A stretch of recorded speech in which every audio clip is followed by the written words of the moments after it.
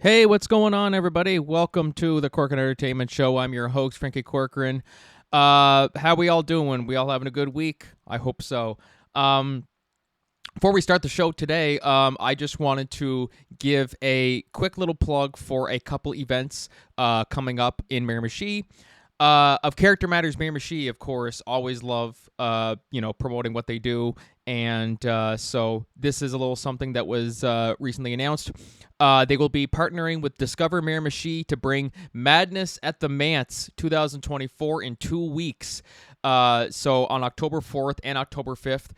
So there's 4 chances every night. Enter the ghost-filled halls at the historic Beaverbrook House starting at 6:45 p.m. Encounter some familiar spirits still haunting the premises and fend off new ghouls who have taken up the residence. You can book tickets now that are $15, and you can also buy them on Eventbrite. And it's highly encouraged that you buy them in advance because for the last 2 years in a row, they've sold out every time. Unfortunately, 1 year, I was able to go last year, but that's because I booked mine in advance. The year before, I missed it.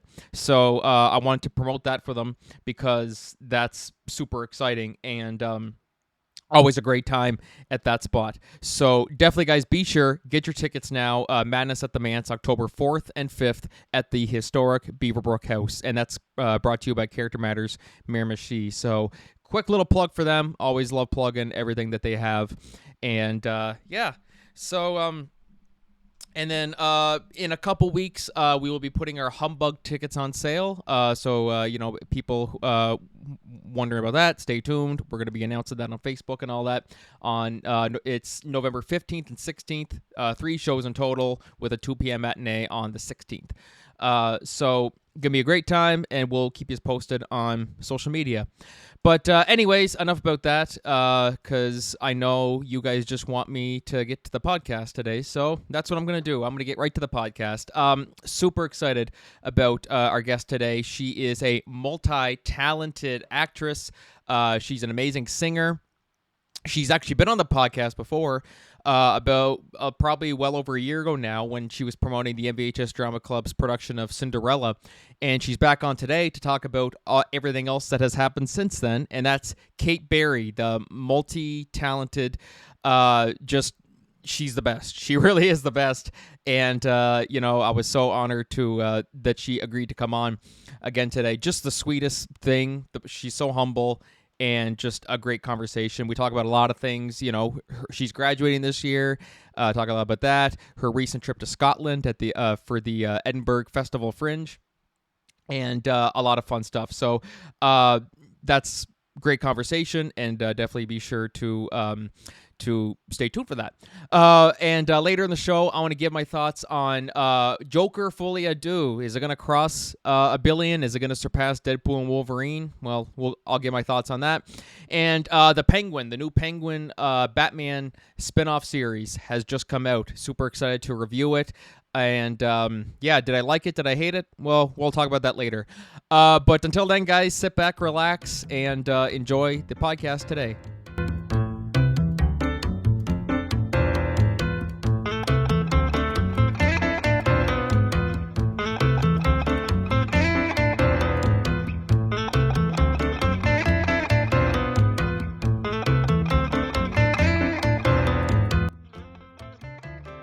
All right. Hey, everybody. What's going on? Welcome back to the Corcoran Entertainment Show. I'm your host, Franky Corcoran, and today I am joined by a multi-talented actress, singer. God, she does everything around here, and I'm so honored to have her on here. She was on here before, well over a year ago, which is crazy. It's been that long. But I'm such a big fan of her, and so the fact that, I had to go through her agent, who had to go through her manager, who had to go through a multitude of people just to get her on here, and that's Kate Barry. Kate, how's it going? Hi, Franky. It's going really well. Thank you so much for having me. I'm thrilled to be here. Oh, I'm thrilled to have you, and I gotta tell you, as I said, I've always said how big of a fan I am of you. One of the things that's so good about you is, I know you're talented. Everybody else knows you're talented, but you're so humble. You're so humble. And I tell your parents that every time I talk to them. I'm just like, she's just so down to earth. And I'm just like people who are that good, you almost expect them to be like, oh yeah, I'm so and so, I'm this and that, I'm this and that. To you, you're just like, yeah, I'm just happy to be here. And I always love that about you. So that's just something. How important is it to find that balance between confidence and just being humble? Like, how do you find that balance? Well, I think in acting, we all have a part to play within a show. Like, a show is such a, a group experience. So I think everyone has a part to play, no matter if you have the biggest lines or the most or the smallest part, or even if you're just backstage moving things, sets, and whatnot. I think it's a really big group experience. And so I think all the parts are pretty much equal. I do think it's important to have confidence in yourself so then you give your best performance. But there definitely is a line between overconfidence and realizing that I can always improve. You're just there to give the best show to everyone that's there. They're not here to see you. They're here to see the show, which includes everybody. Yes, exactly. And that's something. I saw this thing online. It was uh theater kids are the best kids to hire for a job because when you work in theater, it's such a collaborative experience, and it's so you build up good communication skills and team working. Like so they're always like, you need this, hire a theater kid. You need that, hire a theater kid. And so that's really the one of the best parts that comes out of it. But so yeah, I first saw you. Now of course we had you on the show promoting Cinderella, which was, feels like forever ago. You've done so many amazing things since then. But we never talked too much about like where I first saw it was the $1 Million Lunch, I believe. That's where I first saw you. That was your first high school performance. And you were in what grade? What, 9 then? 10? I can't remember Grade how. 9. You were grade Yeah, 9. second semester. That's what it was. I feel Okay. I'm old. I don't know anything anymore. Like, what? I can't keep track of the time anymore. But now here you are in senior year. How has senior year been treating you so far?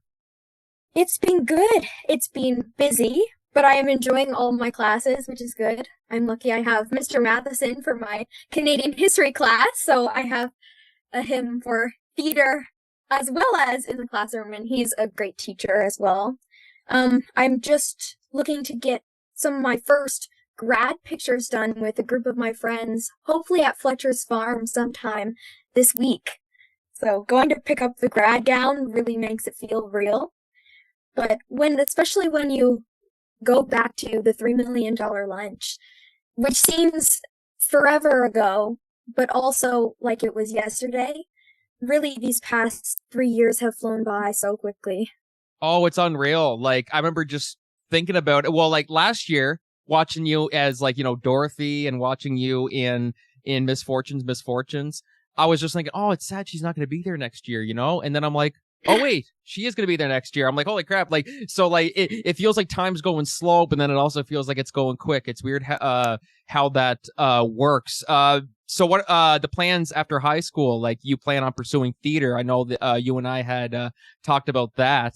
So is that still the plan, or have things changed, or? I do, yes. Yeah, that is absolutely the plan. I'm going to give it my best shot. I do plan after high school to go to university. I'm hoping to go to Dalhousie. I have yet to apply. I think applications for that they start in October, about middle October, and I'm hoping that I will get in for their theater program. I ended up doing a Dalhousie campus tour this past summer, and I loved it. But so that's the plan.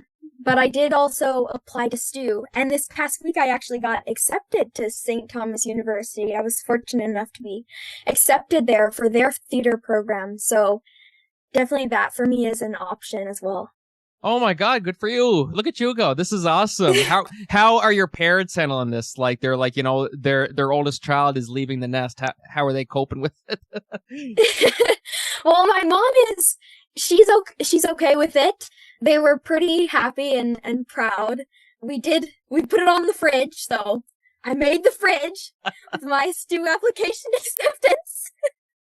I think my dad is kind of in denial just a little bit. He's like, well, you never know. Like, you can spend an extra year, and tomorrow is my birthday, and coming accustomed to the fact that this is kind of my last birthday living at home, because next year, hopefully, I'll be already living on campus by the 22nd is hard to wrap my head around. And I think also theirs. Oh, well, it's crazy. Well, because like 1 second you're this age, now you're graduating, like now like literally 1 year from now you're gonna be living your own life, you know what I mean? Like you're not gonna be well, like you'll still be a student, but you'll be living on your own terms. Like, you know, you're out studying what you want to study and all that. And by the way, happy so technically we're recording this before your birthday, so happy belated birthday. I hope your birthday went good. I can't ask you about it because at the time of this, I don't know how your birthday went. So hopefully it went good by the time this comes out.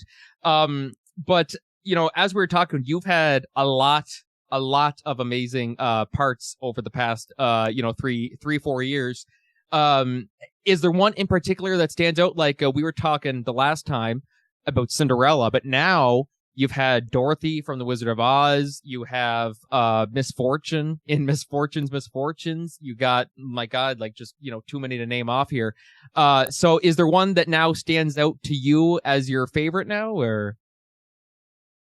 I've been so, like what you were saying, I have got to play lots of things. I've been fortunate enough to have a wide variety of different things. And I think all of them truly hold a special place in my heart. For me, one in particular does stand out, the Lady Elspeth Fortune that I played for Scotland. We took that one, that was our Fringe Festival show. And I think that one sticks out the most to me because we did perform it on the world stage, so that will forever hold a specific place in my heart. But it's the one that I think pushed me outside my comfort zone the most with that role. There was a lot of different emotions that I had to capture that I haven't had to do before. I had to learn for the show to cry on stage with real tears. And for me, that was such a process to be able to learn how to get to that point where I can feel enough to cry and to put myself in a vulnerable enough position on stage in front of a bunch of people whom I don't know, who have not seen me vulnerable, but to be able to put myself in the character's shoes enough to just be able to feel and in turn to cry. And there was a lot of emotions with that. And Lady Elspeth Fortune herself, during my character development stages, she is such a complex character because truly she didn't know who she was on the inside. Like, she knew that she was there and she knew her role in everyone else's life and what they needed from her, but she never took a minute to pause and say, okay, who am I? And for me to have that point where she is who she is, but she's trying to find who she is, all the emotions that come with that was a process to try and portray. Yes, So I love that I'm grateful for that experience. Oh my God, 100%. And the whole character development too, like that whole process. Do you do that with like every character? Like whenever you try to go through like, okay, like this is, you know, if a character doesn't have a backstory, do you try to create one for them, or? I do. I think definitely my English classes have helped me a lot out with that, with finding themes and overanalyzing different portions and what could this really mean. I wouldn't say that there's a specific amount of questions that I ask myself, but if there's a scene that I'm like, well, what should I be feeling? I will break it down and overanalyze all the different parts of the way that this character could say it. I think it helps a lot when I'm line learning to find my character, because when I'm learning my lines, I'll memorize them, but I'll also practice saying them a bunch of different ways with different emotions portraying that could be the emotion that this character is trying to portray. And that helps me figure out what they want and what they're doing and how they're going to get it. I think those three questions, I guess I do ask myself. What do I want? What am I going to do to get it? And what's standing in my way?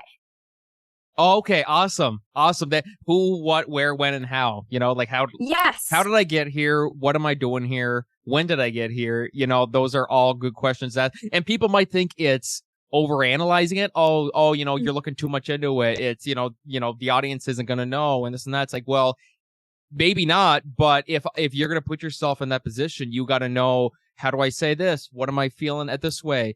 Does you know, the event that's going on right here, does that tie into childhood trauma or you know what I mean? Like there's so many different angles to it. So it's good that with characters that you don't know anything about their backstory, it's good to make that for them. But some of your roles too, I mean, you've had, like we said, Cinderella, Dorothy, you know, so some of them, like their backstories were kind of established already. Is there any type of pressure when you're taking on those types of roles where they're so big and you want to do justice to them, like Dorothy in particular, or Cinderella too, where they're so well known, you're like, I just want to make sure that when people see them, you know, like it's hard. It's hard for people to make comparisons like, yeah, that's not how so-and-so did it. It's like, well, that's not so-and-so. You know what I mean? It's like comparing the Jokers, you know, Heath Ledger. Well, you know, Joaquin Phoenix didn't do this like he did. It's like, yeah, well, it's two different people. Well, it's so-and-so, or whoever played Cinderella, they didn't do it like Kate Berry did, you know?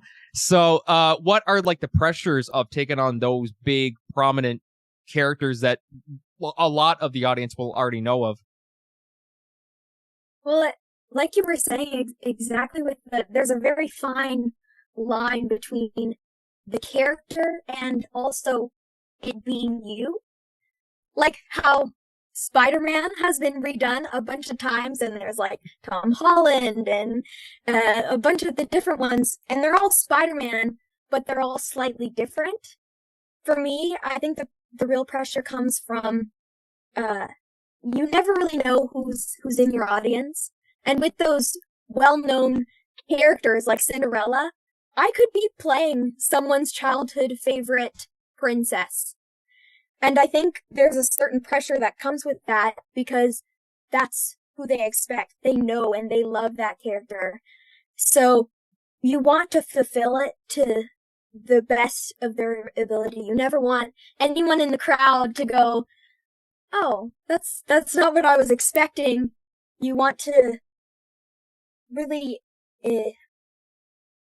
become that character and fulfill everything that they should be and could be.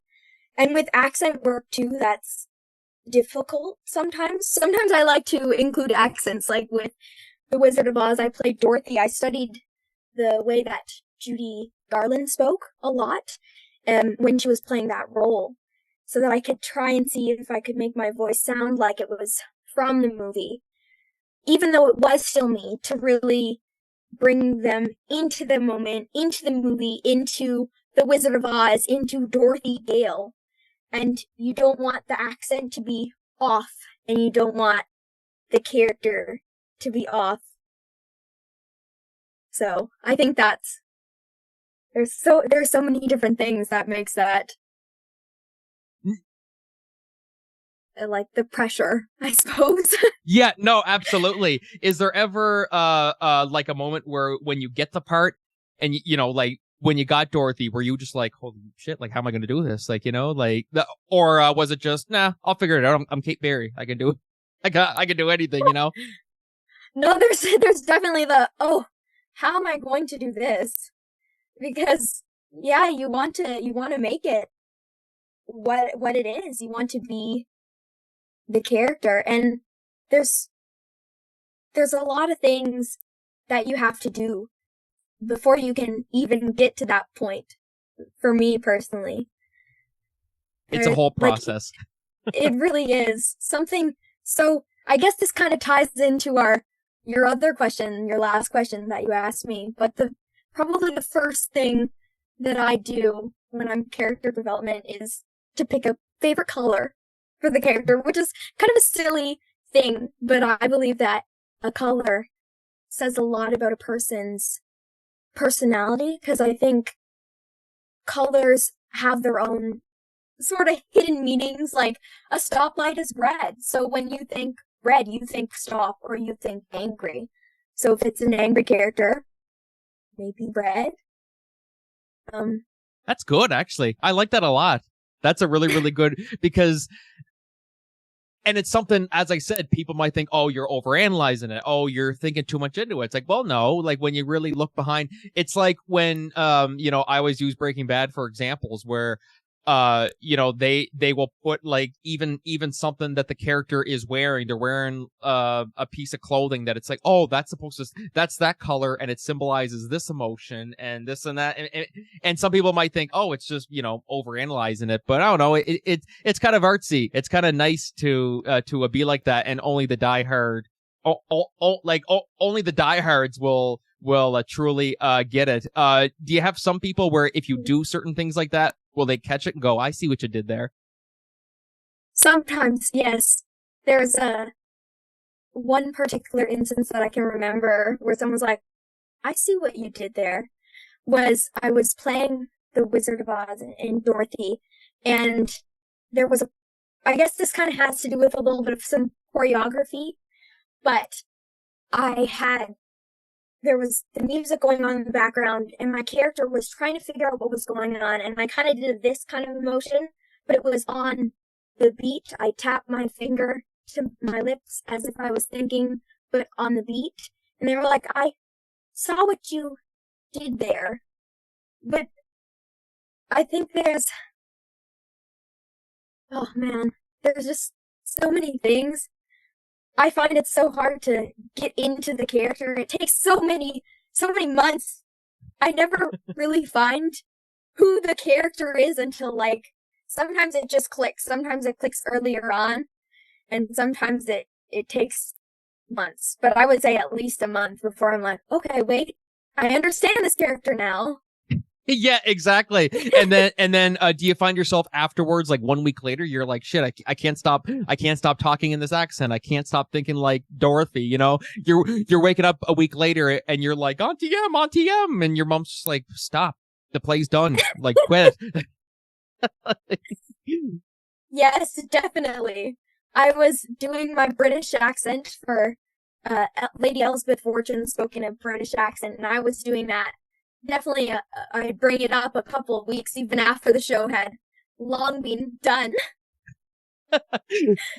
Well, I kind of like that. Like, that's kind of, that shows just how dedicated you were. It's like Austin Butler, when he played Elvis, he still talks like Elvis, and he hasn't gotten his original voice back just because he was living it for so long. But that shows your dedication to your characters and the art. Those are the sacrifices we make for art. That's really the best way that I see it. Talking about the Wizard of Oz, I gotta ask. So for those of you guys listening who didn't see it, or maybe those of you guys who did see it but didn't put two and two together, that you did something that not many people do. Is you acted with a real dog on stage. Toto was a real dog. And yeah, people listen to this, they're like, wait, that was a real dog? Yep, that was a real dog. So what was that like? What was that like, working with a real dog, not knowing, you're like, is she gonna listen? Is she gonna, cooperate? Like, how was that all? And did that only increase? Oh, geez, speaking of dogs, there's my dog barking there now. Does that kind of increase like the stage anxiety where you're like, I don't know what they're gonna do? A little bit. There was definitely a couple times where when I was practicing a scene, I would practice in preparation for any upcoming things that I think, oh, if this goes wrong, I could do this. But I think it also has to do with we were kind of like a little team. He was my little baby for the couple months. That was Bridget Perry's dog, who she played the Scarecrow. But he was my little baby. He still responds to me when I say Toto in the Dorothy voice whenever I go over to her house. And I think we kind of, even though he is an animal, we almost we kind of put trust in each other. Like, I knew that he knew what he was supposed to do, and he knew what I was going to do. And I think the challenges of that were a little bit easier since I had treats in my pocket the whole time. So whenever he wasn't sure what to do, he would come over back to me, which was usually where he was supposed to do, just for the simple fact that he knew I had the treats. So Well, that's good though, because when it's a dog that you already know, so I mean, like you've known Bridget for years, so it wasn't like you guys just picked up this dog that somebody else owned and nobody knew. It was a dog that you guys already, you guys already had a connection with, so yeah, and you guys, obviously had to do that, training period where you're basically trying to direct him. But just seeing how well he behaved, I was like, oh my God, that's just so, and like, yeah, I just can't even put into words just how amazing that all turned out. But then also, I was also like, that theater kid me was also like, I would be shitting bricks if like I'm supposed to do it this way, and oh my God, the dog's not listening. Oh my God, like what am I supposed to do? None of that. You know what I mean? Like that's really good. That's really, really good. And so yeah. Oh, sorry. Yeah. Sorry, no, go ahead. No, it's good. Yep. There was definitely a couple of times where some hiccups happened, and it's like, oh, what am I supposed to do now? And in the beginning, during the training process of training Toto, it didn't actually take very long. We took him in probably 2 weeks before the actual performance to start training him and what he needed to do. And before that, we just had like a little stuffed dog that I would carry around. And it did help, definitely, that I knew Scout. And so it wasn't like I was a stranger. There was definitely a hiccup point and a point that we had to pass before it was like, okay, he knows what's going on. I know what's going on. During that training part, there was definitely some days where he was definitely not my friend. Or he was like, what is she trying to make me do right now? The skipping scenes, he was trying to walk and he was confused. And then we got past the point where he was like, okay, I just have to do this. And we were buds throughout the whole thing. But there was some hiccups during the show, but it almost, some of them made it a different sort of show, but some of them almost improved it in ways. Like, you just adapt and you change with the dog because it's a live animal, but he was very well trained. And if it would have been anyone's dog, I'm really happy that it was Bridget's, because Scout is he's a super cute and he's got a really good temperament. So couldn't have been your dog. Your dog's like what, like 90 pounds or something like that? Yeah, 75-pound yellow lab. That would have been cute if I had to. Luckily with Scout, if he wanted to get off the stage, I could somewhat hold him back. But with her, I think Dorothy would have gotten to Oz earlier. Yeah, but here, Toto. Oh, geez, I threw my back out. Like. Off to see the wizard. Bye. Everyone. Yeah. Oh, geez. Never mind. I'm going to see the chiropractor. Yeah. Yes. We're off to see the chiropractor. Like, oh God. Where the dog leads the way and drags Dorothy off with her. So the Scarecrow's looking for a brain, the Tin Man's looking for a heart, the Lion's looking for courage, and Dorothy's looking for a new back because she threw it out. Yes. Or she's looking for a massage or something to help with that. Oh my God. But like, really, you couldn't have done it with any better dog. Like, I just couldn't get over how well behaved Scout was. Like, just wow. And so then of course you did that, and then you took off to Scotland. So isn't that crazy? I even saw in your face, you're like, yeah, wait, that happened. Yeah. Crazy. Take me back to that moment when you guys first got word that, yeah, this is a thing. We're going to the biggest, the world's largest performing arts festival.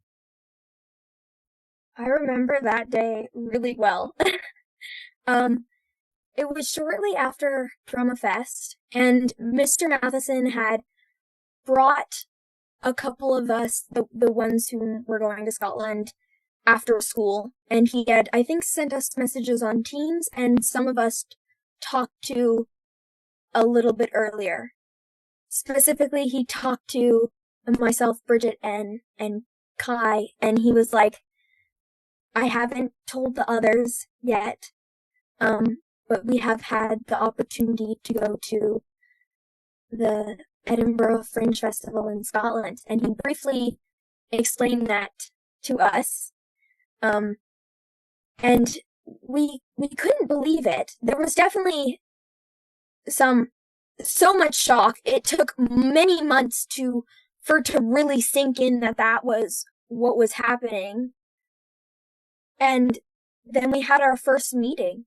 And just like that, probably one of the best and biggest, most important experiences in our theater careers and lives was put into fruition. We had our first meeting with Cami, and she was the director of the affairs for the American Theater High School Theater Festival. And then we're like, we have to start fundraising because this is happening. And then we got word that Michael McArdle was going to write our show for us, which blew all of our minds. We had already known that he was the one to send in word that nominate us, for the festival. But then we found out that he was going to write us the show. I remember when Mr. Matheson told us, he said that he was talking to Mr. McArdle about the costumes, because he had already planned to do costumes for whatever we took. And Mr. McArdle had asked Matheson, so, what do you plan to do? And Matheson was like, well, I haven't decided yet. I know whom I'm going to take, but I still need to find a show. And then Mr. McArdle says, well, I could just write you one. And that was crazy. And Mr. Matheson was like, well, are you sure? And Mr. McArdle said, yes, I'm sure. And that was the start of one of the best plays I have probably ever read, and one of my favorites that I've ever been in. I know we were dying to see the script at points. We're like, is it done yet? Is there teasers we can read? Can we read a page? Every once in a while, Matheson would be like, well, I could just read you this little snippet just to keep us on our toes, and different character names. And there was all these things too during the writing process that some things would change, and it only got better and better. But it was, especially seeing the early stages of some of the script, it was definitely a secret for a while, but we got to see the final before the final, and we were like, this is ballpark, out of the ballpark, excellent. And then he somehow made it even better. And to be able to bring that to life, hopefully within his vision, was it really was an incredible experience for me and the cast of Misfortunes. And he helped us a lot. We were fortunate to have the writer with us to help us with character development is the best thing ever. Because anything we're not sure of, we can actually just go ask him. Yeah, that's one of the rare occasions where, like, you're doing a play, like an older play. The playwright's been dead for 100 years. You're like, okay, we can't ask him, so we just got to interpret it. In this case, it's like, okay, the writer's right there. Let's just text him or call him, or he's right there. Let's go ask him in person, you know? And then also, when it came to, like, you wanted snippets of it, it's not like with another play where you knew what the play name was. So you're like, okay, I can just Google it, and, you know, someone will have a PDF file online somewhere. This was like, no. He has like the keys to everything. Like, you know, so until he's done, you can't see nothing, which would just be killing you guys. And then it all worked out. You guys got to Scotland.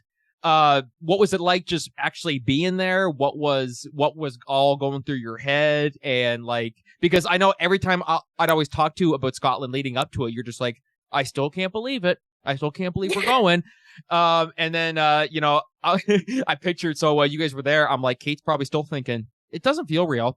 I'm in Scotland. It probably doesn't feel real. So, is that how it felt for you? Like, what was the whole experience like? It, yeah, it definitely didn't feel real. That's exactly right. I was taking in every moment and trying to soak in everything that I saw and heard. It was my first time traveling out, like, to Europe. So that alone was a really big experience for me, let alone being able to perform on the international stage. Um, I was kind of thinking, I can't believe I'm here the whole time. I How did knew I it. get so I called lucky? it. You did call it. That I was knew it. exactly. Hell yeah. There was times after each day, and I'd sit in my dorm and in my bed, and I'd go through the events that had happened to me that day, and I'm like, wow, that happened. I wasn't expecting the busking experience that we had was really cool. We would go into the streets of Edinburgh, down the Royal Mile, and we would start busking for posters. And there, amongst the vast amount of many others who were also doing the same thing that we were, trying to promote our show, for me, that's like, we're here. We're going to go on the international stage. We were just some Canadian school, but we were here, and we were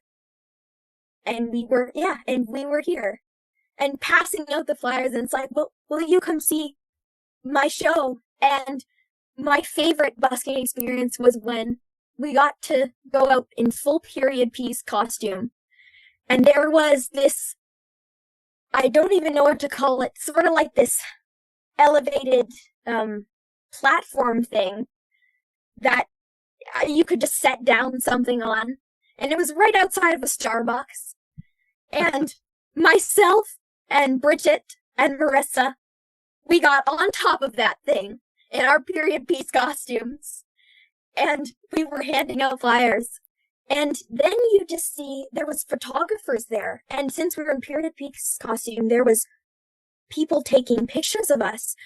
Actually, one of my favorite parts was when I had this woman come up to me, and she was on FaceTime, I think, with her mom, and she was speaking a different language.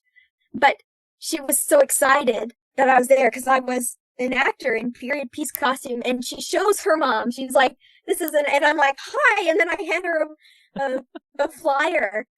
And then some of the people that we gave the flyers to came. Luckily, like, I know we gave out so many flyers, and definitely not all the people came, but when you saw a foreign face, you're like, our busking paid off. That's so good. And so you guys were promoting it like in character and stuff like that. I'm as far, like as the character, you guys were saying, come see our show, come find out this and that, you know? Well, we did a little bit of both. We did that when we were in the period piece costumes. We put on full British accents and everything. We kind of felt like princesses a little bit. I definitely, speaking for myself, my dress was very big and beautiful. But some of the time we were just ourselves, and we were just trying to get people to come to the show and really see our show. And you have to, Tristan helped a lot with what to say while we were busking. He would give us a little snippet. It's like, you got to capture their attention in 2 seconds because they're walking past you. So I think one of the things that we had said was, Downton Abbey meets Bridgerton, and sometimes that got people. But then good. when it actually came to the performances, we didn't know. The first one, I think, was one of the scariest, because you're on an international stage, and that might just be that's the goal. You've kind of like, we're here. That's the end goal, and you didn't real. know if yeah, like, your family can't come to this. You don't know if there's like one person gonna come and be in the audience. So that definitely alone is nerve-wracking. It's like, well, will anyone even show up? We knew that luckily there's a system with the American Theater Festival where one group from was assigned to see your show. So we knew that at least some high school students would go. But unfortunately, we had heard that some of them wouldn't go to their assigned shows. So we're like, will today be the day where we're performing for 4 people? Or, will we have no one? But we knew, like, there was definitely some small crowds, but there was, some big ones too. And we saw that there was big crowds, and our show did get a good reaction. And some of the older people who came, they were like, oh my gosh. We definitely got a couple of the, and that is such a great reaction to get when you're on stage and you're trying to do your thing, and you see that the audience is fully engaged with what you're doing and what's going to happen next to your character and where are they going. And everyone, Mr. McCardle came to see 2 of our shows, and he said that some of the times that the people were kind of on the edges of their seat, there was one woman that was like, what's going to happen? So it did go well for us. We ended up winning an Edinburgh Castle Award, which for our performance, which was really exciting, and we got a cast photo for that. And it's actually in our display case at school, in our little trophy case where all the rugby trophies go, and it's like, yeah, theater made the wall, like theater made the case. About time. Well, before I'd be like, yeah, to ask any rugby player, did you guys ever get to play in Scotland? No, you didn't. Like, no, we did. So screw you guys. Shout out to any rugby players listening. We don't mean any shade towards you. Yes. I love rugby. Yeah, it's pretty good. I don't mind. I stay with the arts. I never went for sports.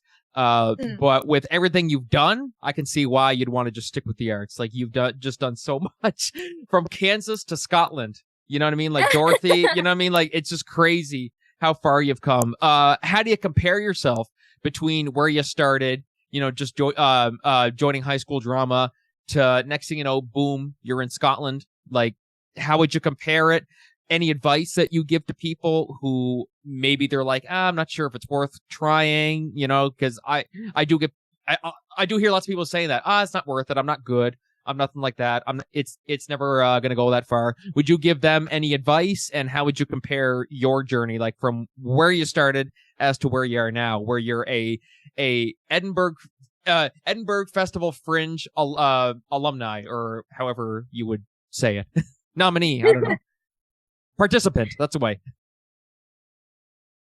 Well, for me, when I started theater, I definitely didn't expect to be anywhere close to where I am now, let alone get any parts, let alone being lucky enough to have any lead parts. From where I started to where I am now, I would hopefully hope to say that I have gotten better as an actress. I've definitely learned a lot. I have a long ways to go as far as what I have yet to learn, and hopefully I only strive to continue to get better. For the people who are on the fence about whether or not you should try it or not, it's one of those things where it's something that you do have to go out of your comfort zone to do, but it is 1,000% worth it. It's so hard to push yourself and do something that is scary, even with sports, to do anything, but it's so well worth it. The theater community in a whole is kind of like a little family, and it is an experience that if you're even at all thinking about doing, to try it, because you can always not do it again. But if you don't try it, you're going to miss out, or you're not going to know what you're missing. And if you don't try it, you're probably going to regret it. That's the best way to put it. That really is the best way to do it. And I always say this. One of the things that always stood out to me was how humble you are. And this is the story here.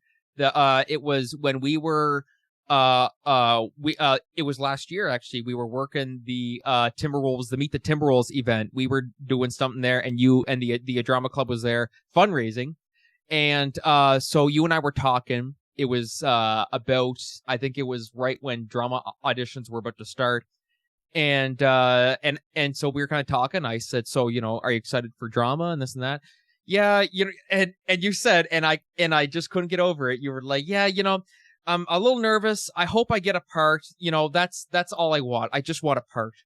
And I'm like, you're Kate Berry. You're going to get, you know what I mean? Like it's, but that's what always stood out to me is that when you're so good at what you do, and I'm not just saying this because you're here, when you're so good at what you do, but you're just so down to earth about it, those are the best types of people. I can't stand people who are good and they're very good, but they're I'm doing this. I can't wait to go off and do Broadway and blah, blah, blah, blah, blah, blah, and be a millionaire and this and that. To you, you're just like, I love doing it, and you're fantastic at it. And you don't care about, as long as you're involved and you're doing what you love, that's the main thing. That's what I've always loved about you.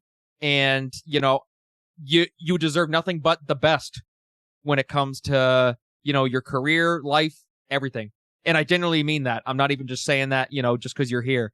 It just, it blows my mind. And I tell talking to your mom, I said, you guys raise that girl right, and your brother too. And your brother's listening like, what about me? Yeah, that's nice. Yeah. But no, really, just insanely talented, and you're gonna do great things. You really, really are. Thank you so much, Frankie. That means a lot coming from you, especially. I really admire you as an actor and as a director, so to hear you say that truly means a lot to me. And that too, like, just because your face is on a poster, you're not the show. Yeah, exactly. You're not the show. You're a part of the show. You could be on the poster. You could be in a lot of the scenes of the show, but you're not the show. You're a part of it. And I don't think there's any room to have those sort of mentalities where, oh, well, I have the most lines, so I have to be the best. No, you're a part of making the magic happen, but you're not responsible for the magic. It truly is a group experience. The magic happens from everyone and everyone's part and everyone's role and what everyone brings to the table, because we all have our special things. Like I don't know how well I would do at playing a villain role the way how incredibly High Mullen does, or any of those guys. Like we all have our specific strengths. So we're just. I like to see you try a villain part. I think you'd be really, really good at, like, yeah, like I just want to see, like, sweet innocent girl, and then like on the inside, like the character is just the worst person. I'd like to see that. Can we make that happen? Like, I just want to see how you do in that. I think you could do it. Would you be nervous to do that if they're like, okay, so here's the part, you're playing the villain, and you'd be like, wait, what? I don't want to play the villain. I don't think there's ever gonna be a part in a show, in a theater performance, where I'm gonna be like, I don't want to do that. I'll be like, okay, I'll try it. There's definitely parts where I will doubt myself, being like, I don't know if I can do this, but I'm gonna do it to the best of my ability. It may not be something I'm super confident about, but I can work on it, and I will certainly try to do it the best of my ability. I think a villain role would be kind of fun to play. I think it would be really fun, just different, something completely across the board from anything I've normally done. I would definitely be open to it. I would do my little character development process, and fingers crossed, and that's all I can do, right? Favorite color, and there we are. Favorite color's black, and or no, red for blood. Red for blood. Red for blood. That's perfect. See, guys, Dark burgundy. yes, that's perfect. That's perfect, actually. I gotta start doing that, picking colors for character personalities. That's actually a great idea. I gotta start doing that now. See, I learned so much from you. You're so talented. And, I can't wait to see what you guys do this year for drama. Can't wait to see what you do in the future. I can't wait to watch you on Broadway. I'm going to buy tickets, like when that happens. But Kate, thank you so much for coming on the show today. Always a blast chatting with you. And, of course, I always say to every guest, let's stay in touch, but we are going to stay in touch because I'm going to see you around on the river here. But best of luck this year, and can't wait to see what you do. Thank you so much, Franky. It's always a pleasure. Flanky. Okay, that's fine. Yeah, that was struggling right there for a second. Flaky. Franky. Flaky. Yeah. Okay, that's good. I like that. Words, I'm getting tongue-tied already. Maybe I should do some theater warm-ups. Yes, let's do for the rest of the day. Let's do warm-ups. Maybe my mummy may go to Miami, or maybe my mummy may not. I gotta turn my mic volume up here now. It's just gonna... I'm gonna blow your eardrums out. Oh God, this is so good. I love ending on these notes. Guys, we're gonna take a short break. We'll be right back. I will be back. Kate won't be. But until then, this is Flaky. This is Flaky. How about this? This is Flaky and sorry. And Kate signing off. Thank you so much, Kate. Thank you.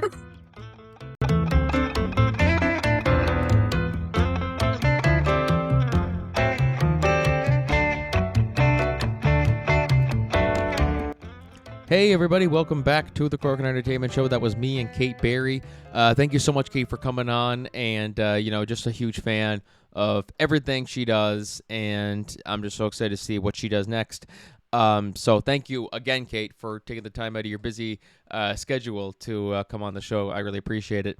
Moving on to our solo discussion topics today. The first one I wanted to talk about, I was actually going to talk about it last week, and then with the passing of James Earl Jones, that kind of took priority because it's James Earl Jones, So I wanted to talk about this week, can Joker 2, Joker Folie A Deux, surpass Deadpool and Wolverine? And maybe not just necessarily past Deadpool and Wolverine. Maybe just will it be as successful as the first one? Because of course the first Joker movie, nobody expected it to make $1 billion. Hell, most people didn't even think it could be successful. Period. A Joker movie without Batman, no, you can't do that.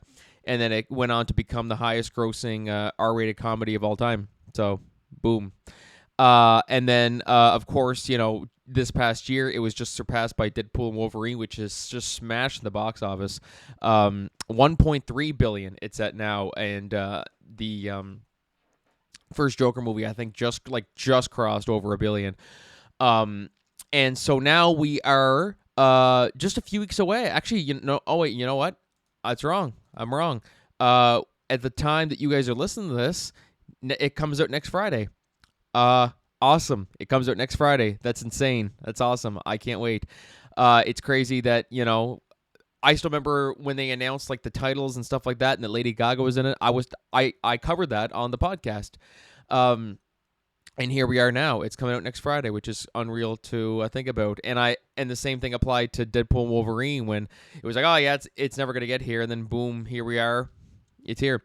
So how successful can it be? Now, of course, we got some early reviews in, and it's mixed. It is mixed. Now, at first, this concerned me. It concerned me because, Joker, the first Joker, was never meant to be a franchise. It was just Todd Phillips, Joaquin Phoenix. They all said, one shot, one deal, that's it. And then, of course, it made $1 billion. And then, what they said, let's just forget what I said. We're going to do a sequel now. So there was obviously, of course, some trepidation in it. I have been optimistic about it because Joaquin Phoenix agreed to it. And, someone like him where he didn't have to do Joker 2, lose all that weight again. And the fact that he's Joaquin Phoenix, he doesn't have to do it. The fact that he chose to do it, I said it's got to be good. That's the only other thing that I can think of. So the mixed reviews. Let's get some of them here. Like here's one in particular that comes to mind here. It is from Stalker Monolith. And he gave it 1 star, one out of 5 stars. A massive disappointment. Story itself and Harley Quinn feels so incohesive. It feels like 10 different people wrote the script and scenes randomly threw it all together without proper editing. This movie feels rushed. It is an unfinished mess. Performances were nothing worth mentioning. I was blown away with Joaquin's performance in the first Joker, but there's zero of that passion. Gaga also failed to deliver. She's bland, feels forced, and has zero personality in the movie as Harley. I can't recommend this one to anyone unless you are a really massive fan, and you simply must see this one. I'd say save your money and go see something better. And then this is another positive review right here. Coming in 5 stars. Coming into this movie, this is Rodney Metleague. This is on Google, by the way. Google reviews. Coming into this movie, I was extremely worried considering how DC is currently performing and expectations from the first movie, and although I would probably have given it 4 stars, the fact that it surpassed my expectations, I don't know what he's saying there, my so much goosebumps, my expectations, I'm sorry, I can't, this guy, I'm trying to read what he's saying here, and expectations from the first movie, and although I would have given it 4 stars, the fact that it surpassed my expectations so much bumps up to a 5. Good movie, love it. Okay, and then another positive review, 5 stars. I mean, wow, just wow. Don't believe the hate. See it for yourself and be blown away by this phenomenon of a film. Cinema has never felt so alive. That's from Evans Simwaba, and then Ahmed Ali gave a 1-star review. The moment I heard it was a musical, my interest immediately faded. Didn't need a sequel in the first place. LOL. They were lucky. It was good and did as well as it did in the first place. And then a lot of these are 5 stars. 5 stars. Great. Blah blah blah blah. But then you go on Rotten Tomatoes, and it's got a 63, which isn't bad. It's just it's not bad. So when I first heard it, it was mixed to negative reviews. I'm thinking, oh dear, maybe it was a mistake to make a sequel. But then I went out and I checked to see the reviews for the first one. First one was also mixed reviews when it first came out, and honestly, for me, I think the first Joker is a masterpiece of a film. I think it is. It really, truly was fantastic. Didn't even feel like a comic book movie. It just felt like a real movie. And Joaquin Phoenix, it was such a well-deserved win for him. So the fact that now, before I ended up looking it up and seeing just how mixed reviews were for the first one, I have faith. I still have faith that this is going to deliver. Will I be wrong, right or wrong? Of course I can be wrong. We'll see when it comes out. But I'm optimistic that the first one was mixed, and I think that movie's a masterpiece, and a lot of people do. It has an 89% audience rating and a 69% critic rating. The first one, and so currently Folie A Deux. It doesn't have an audience one yet because it's not released yet. It will be soon though. So yeah, we'll see how it is. But just going by those reviews, the mixed reviews. And not to mention that, even though the first one made $1 billion, it was the highest grossing R-rated film of all time. I don't see this surpassing Deadpool Wolverine at all. I don't even see this surpassing the first one, if I'm being honest with you. I really don't.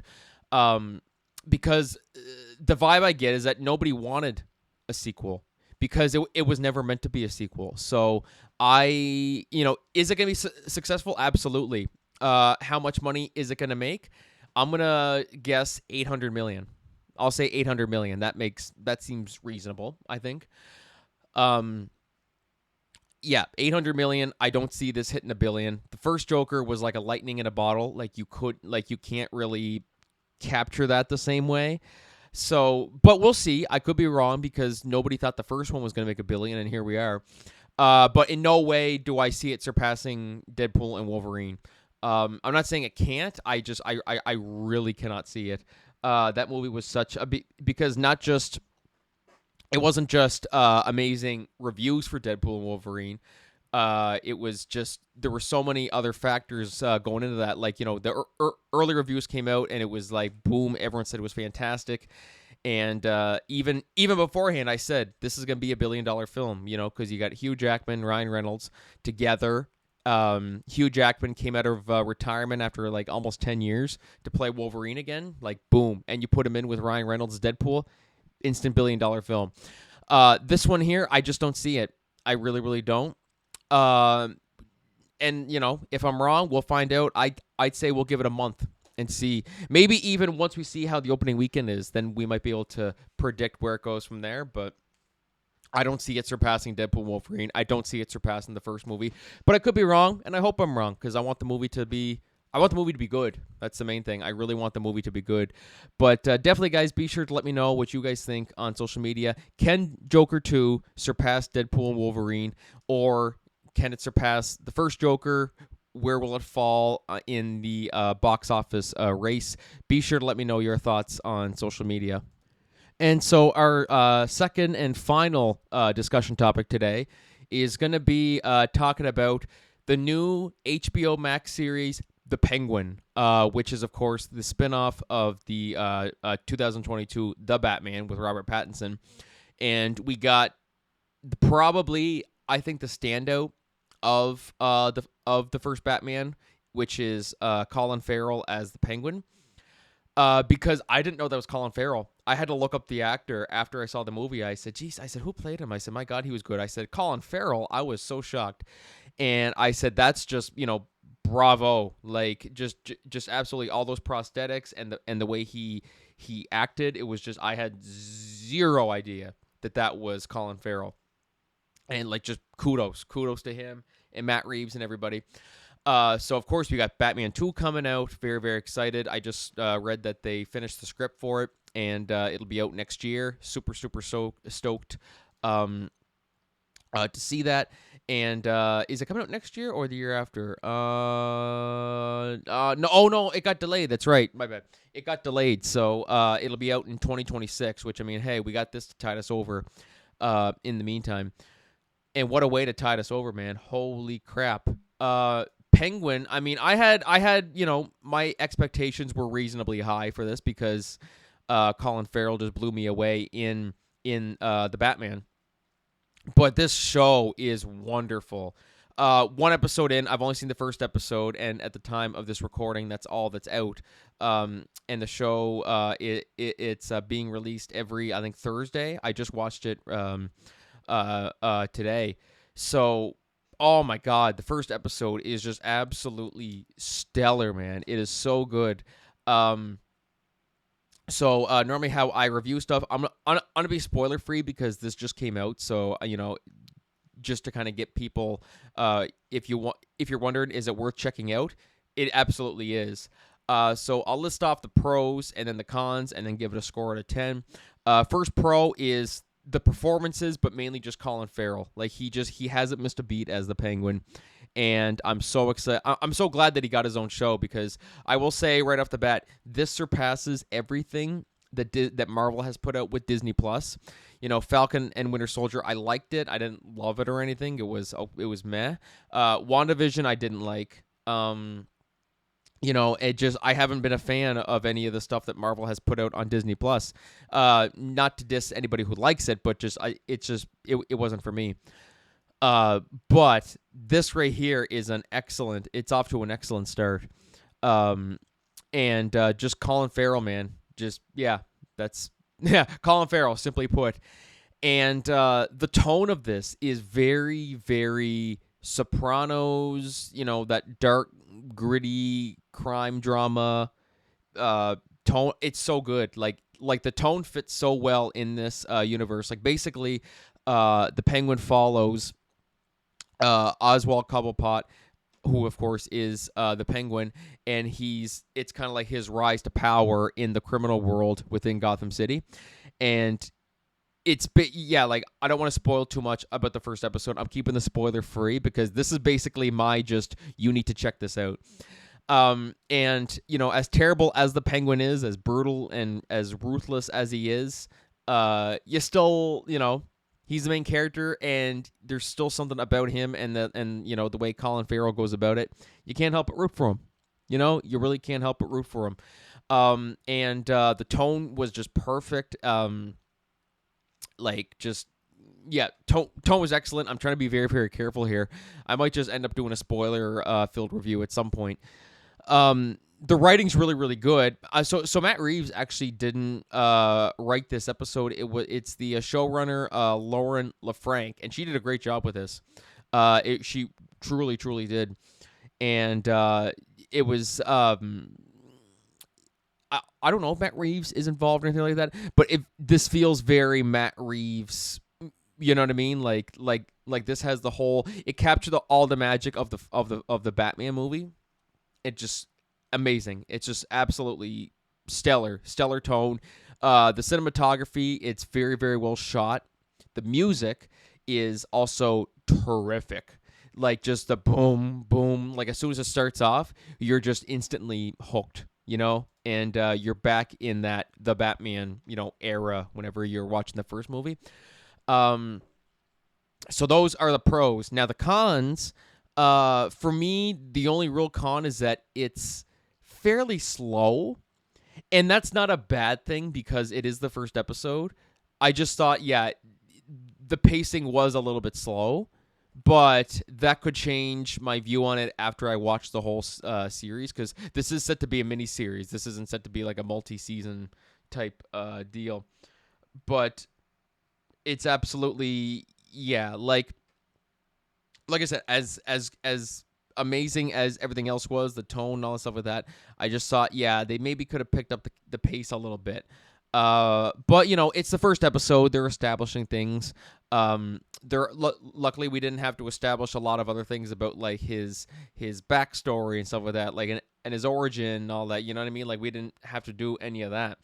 So like just having to basically recap the whole first, the Penguin story in the Batman. That would have just been, oh god. But no, I was very, very pleased with it. I was very, very and like I said, it'll probably change as the series goes on. It absolutely probably will change, just because it's the first episode. The first few might be slow, but I think by the end, I mean, this is a mini series too, so it's not like, sets up the season finale and then season 2 is gonna get better. No, as far as I'm concerned, unless this show breaks all kinds of records, I don't think we're getting a season 2. It's one shot deal, mini series. But if they can keep up with this and the amazing writing and stuff like that, hell, I'll watch a season 2. Like I will watch a season 2. I'll give my thoughts on the finale when it comes out. It's an 8-episode series, and the finale will be out in November, so I will definitely be sure to review that. And but overall, so basically the pros of it, Colin Farrell and just the performances in general, the tone, the writing, the cinematography, the music. But my one con is that it was fairly slow paced, which for a season premiere, it's not bad. I just hope that they'll be able to pick it up a little bit as it goes on, which I'm sure it will. But in terms of a score, I'm going to give it a 9.4 out of 10. It's well worth it. It's so far better than a lot of the things I've seen on Disney Plus from Marvel and stuff. So kudos to Lauren LaFranc and Matt Reeves, and I can't wait. I can't wait to see more of Colin Farrell's Penguin. So that's my thoughts on that. So definitely, guys, be sure to let me know what you guys think about that. And we're going to call it for the show there today, guys. I want to thank my guest, Kate Barry, for coming on. And be sure to let me know what you think about Joker 2 and The Penguin if you didn't see it. If you've seen it. But if you haven't seen it, make sure you go see it because it is wonderful so far. And I think it's only going to get better from here. And so, guys, thank you so much. We'll see you guys next week. Until then, this is Franky signing off. Have a great week, guys.